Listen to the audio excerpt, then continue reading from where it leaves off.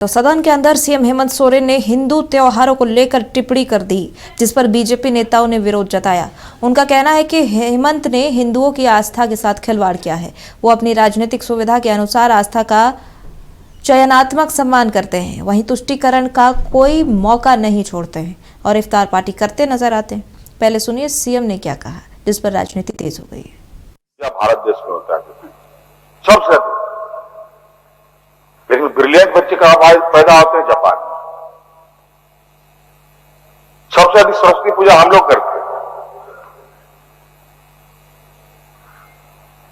अब बताइए, वहां लोग बच्चे पैदा होते हैं तो कई ऐसा लक्ष्मी पूजा सबसे अधिक हम लोग करते हैं। सबसे अधिक अमीर लोग अमेरिका में पैदा होते हैं। कहीं कुछ गड़बड़ है। वाह क्या बात है, वाह क्या बात है, वाह क्या बात है। कहीं ना कहीं चीजें हम सही तरीके से अगर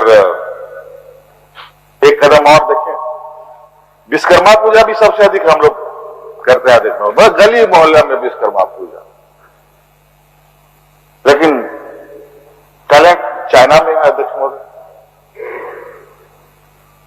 क्या बात है, ये कहीं ना कहीं कुछ तो झोल होता है अध्यक्ष महोदय। और माननीय मुख्यमंत्री हेमंत सोरेन जी मुख्यमंत्री है तो स्वाभाविक रूप से ज्ञानी भी है और अपने ज्ञान का, अपने उपदेशों का झारखंड के लोगों को देने का भी उन्होंने काम किया।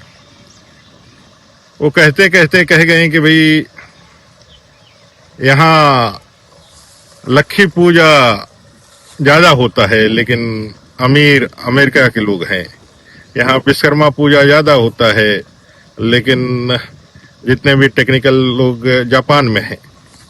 जब ये बातें कह रहे थे, लक्ष्मी पूजा ज्यादा होता है लेकिन अमेरिका में ज्यादा समृद्धि है, तो एक आप देखेंगे ध्यान से, उस वीडियो को सुनेंगे ध्यान से, तो पीछे से एक आवाज आती है, वाह क्या बात है।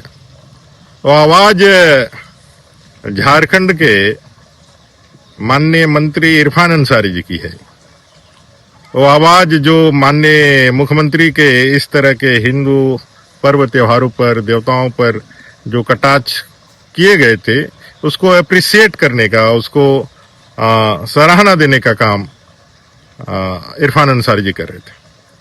आप समझ सकते हैं कि गैर एनडीए सरकार की जो लोग हैं, पार्टियां हैं, इंडी गठबंधन की जो पार्टियां हैं, उनका पूरा राजनीति जो है हिंदू विरोधी, हिंदू मान्यताओं परंपराओं के विरोध का ही रहा है।